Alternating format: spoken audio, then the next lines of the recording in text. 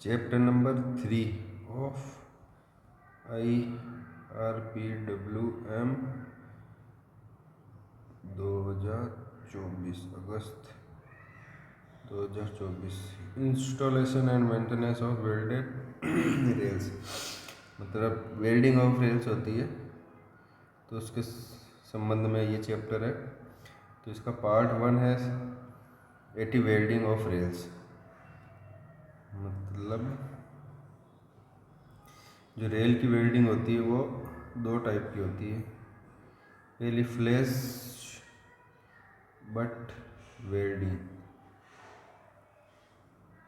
ये प्लांट में होती है, लेकिन आजकल मोबाइल फ्लैश बट वेल्डिंग भी आ गई है, जो मतलब यार्ड्स में और लाइन मतलब इनसे तो वेल्डिंग भी कर देते हैं। दूसरी वेल्डिंग होती है AT welding. AT welding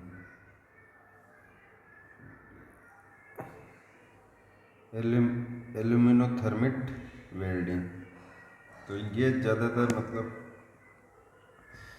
on site पे होती है, मतलब चालू लाइन के अंदर भी हो जाती है। ये ज़्यादातर लंबे लंबे मतलब 250 मीटर के पैनल, इतने लंबे लंबे पैनलों का वेल्डिंग होती है। और ये ज़्यादातर प्लांट में होता है। ये मतलब इस वेल्डिंग को लगभग रेल की तरह ही मानते हैं। जो वेल्ड ये करती है उसको नॉर्मली रेल उसको रेल की तरह ही मानते हैं। लेकिन ये जो एटी वेल्डिंग होती है, ये जो वेल्डिंग होती है, ये 50% या 56% के आसपास प्योर रेल होती है। ठीक है, ये इसलिए ये मतलब ज़्यादा लंबे लंबे पैनलों की वेल्डिंग नहीं, जैसे 1 किलोमीटर लंबा पैनल वेल्ड करना है तो उनकी वेल्डिंग नहीं कर पाती है, क्योंकि बट किया जाता है। इसको दोनों रेलों को एक खिसका के एकदम ज़ोर से चिपकाया जाता है। इस कारण से वो 1 किलोमीटर लंबे पैनल खींच नहीं पाती। इस कारण से उनकी welding flash butt welding plant में ही होती है, और एटी वेल्डिंग साइट पे होती है, मतलब चालू लाइन में होती है। ओके, तो एल्यूमिनोथर्मिक वेल्डिंग ऑफ रेल्स। तो जो एटी वेल्डिंग होती है उस प्रोसेस को बोलते हैं शॉर्ट प्री हीटिंग प्रोसेस, मतलब SKV प्रोसेस बोलते हैं, SKV process by using high silica sand mould. जो मोल्ड होता है वो हाई सिलिका सैंड मोल्ड होता है। कार्बन डाइऑक्साइड ड्राइड होती है। Is being followed at present for welding rails of different chemistry and section. Short pre heating जो की जाती है वो 3 टाइप से की जाती है: air petrol fuel, oxy LPG और compressed air petrol fuel mixture. तो ये हिंदी में इसका ये यहाँ पे दिया गया है सब कुछ हिंदी के अंदर। अल्प पूर्व तापन एल्यूमिनोथर्मिक वेल्डिंग, उच्च सिलिका बालू मोल्ड, ये हिंदी में भी दिया हुआ है। Okay, selection of rails to be weld, जो वेल्डिंग के लिए रेलें कैसी होनी चाहिए उसके बारे में ये 3 सूत्री पैरा दिया हुआ है। 3 सूत्री जो पैरा है उसके बारे में दिया हुआ है। तो new as well as second hand rails welding की जाती है, लेकिन जो टॉलरेंस होता है, जो एंड बैंड्स जो जैसे ये रेल है,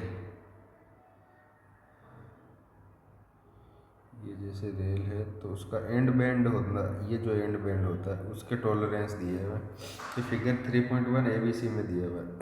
तो वर्टिकल तो 0.5 mm और 0 mm टॉलरेंस होता है, और लेटरल होता है मतलब ऐसे जो हेड का इस साइड में होता है।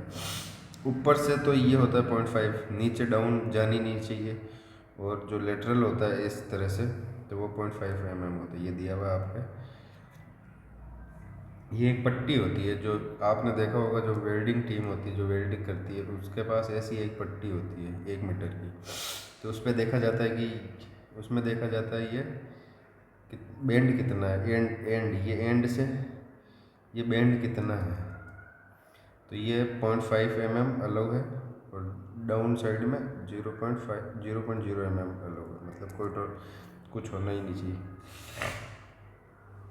और ये तो ऊपर से हुआ, ये साइड से, ये गोज फेस से देख लो, मतलब गोज फेस ये जिधर पहिया होता है उसका 0.5 mm, ये जिधर नहीं पहिया नहीं होता उसका भी 0.5 mm इसमें दिया। स्ट्रेट है, 1 मीटर की ये पट्टी लगा के चेक करते हैं हेड पे, 14 mm नीचे हेड, ये चेक करते हैं। Okay. Further, in case of welding of new rails as well as repair, maintenance, welding, fish bolt holes are to be eliminated as far as possible to make the weld amenable for USFD। मतलब जैसे ये दो rail है, एक ये rail एक ये rail, इनको वेल्ड करना है तो इनकी इनमें यहाँ पे पास में कोई होल नहीं होना चाहिए, कोई मतलब होल छेद नहीं होना चाहिए, क्योंकि जब USFD टेस्टिंग होती है तो वह दिक्कत करता है। तो न्यू रेल के लिए तो IRS T12 टॉलरेंस इसमें दिया हुआ IRS T, Indian railway specification, और फ्लैट बॉटम रेल्स T12 में दिया हुआ है ये तो। और सेकेंड हैंड रेल्स के लिए ये दिया हुआ है फॉलोइंग कंडीशन, मतलब 50 साल से पुरानी नहीं होनी चाहिए, ऑब्सोल्यूट रेल सेक्शन नहीं होना, जैसे 90R जो अभी प्रचलन में नहीं है, जो रेल नहीं आ रही है अभी, ज़्यादातर प्रचलन में 52 kg है और 60 kg है। ठीक है, अगर 50 साल से पुरानी रेलों की वेल्डिंग हो रही तो वो सिटी की परमिशन से होगा, स्पेशल केसेस। सिटी को सेटिस्फाई, मतलब सिटी को देखना होगा कि जो रेलें वेल्डिंग हो रही है उनका मतलब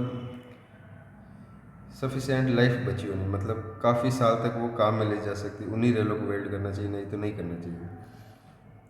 कोरोजन नहीं, मतलब जंग नहीं लगी होनी चाहिए, एक्सेसिव वियर नहीं, मतलब टूट भाग नहीं होनी चाहिए रेलों के अंदर, और हाइट और वेट के टॉलरेंस इसके अंदर दिए हैं, मतलब 60 kg की हाइट 172 होती है तो 163 mm तक चल सकती है उसकी हाइट, और 52 kg की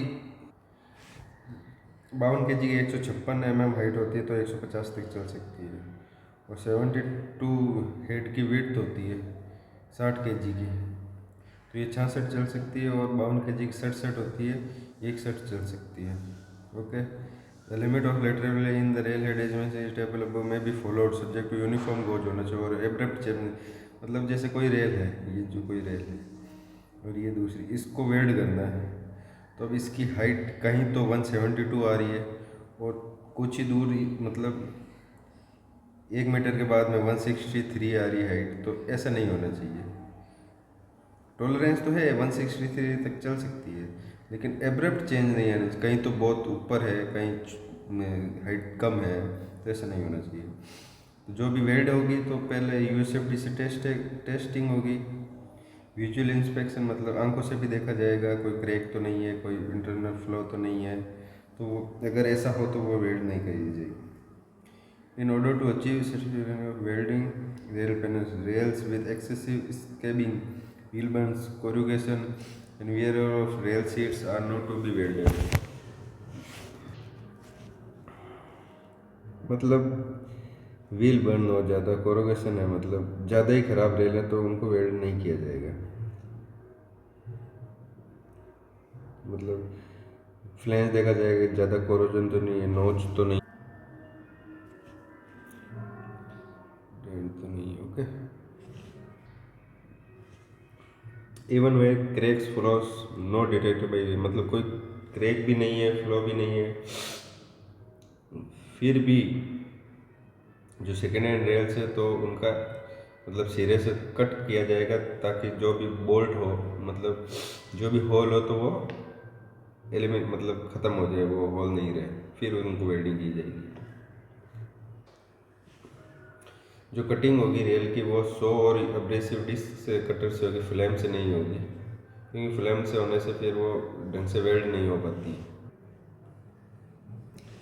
जो सेकेंड हैंड रेल्स होती है तो वो मैच मार्क्ड होनी चाहिए, मतलब सेम डायमेंशंस की होनी चाहिए, ऐसे नहीं कि इसके डायमेंस कुछ और है, इसके मतलब एक ही कंडीशन की होनी चाहिए, ऐसे नहीं कि ये तो एकदम नई है रेल और ये काफ़ी पुरानी काफ़ी ख़राब हो चुकी है, ऐसी रेलों को वेल्ड नहीं होना चाहिए। अब ये point H number,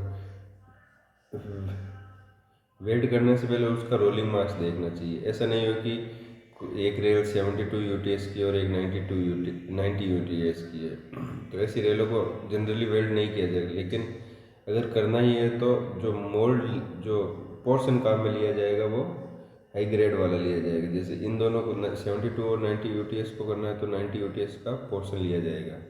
rail ends to be welded shall be checked and alignment horizontal. जो वेल्डेड, जो वेल्डिंग करने के बाद उनका अलाइनमेंट हॉरिजॉन्टल और वर्टिकल प्लेन में देखना चाहिए। तो ये एनेक्स फिगर 3.2 में देखना दिया हुआ है कैसे देखना चाहिए। जैसे इसको वेल्ड कर दिया है तो इसमें ये 1 mm से ज़्यादा टॉलरेंस नहीं होनी चाहिए वो लेटरल, और इस साइड में लेटरल ये होना चाहिए 0.5 mm। इस जगह 1 mm से ज़्यादा नहीं होना चाहिए, इस जगह 0.5 mm से ज़्यादा नहीं होना चाहिए। और ये अब हेड के ऊपर है तो हेड के ऊपर 3 से 4 mm, in case mm medium में 1 इंच रेल ऐसा कुछ होता है mm rails 2.5 mm for higher UTS, और हायर यूटीएस के लिए 2.4 mm होना चाहिए। ओके, थैंक यू।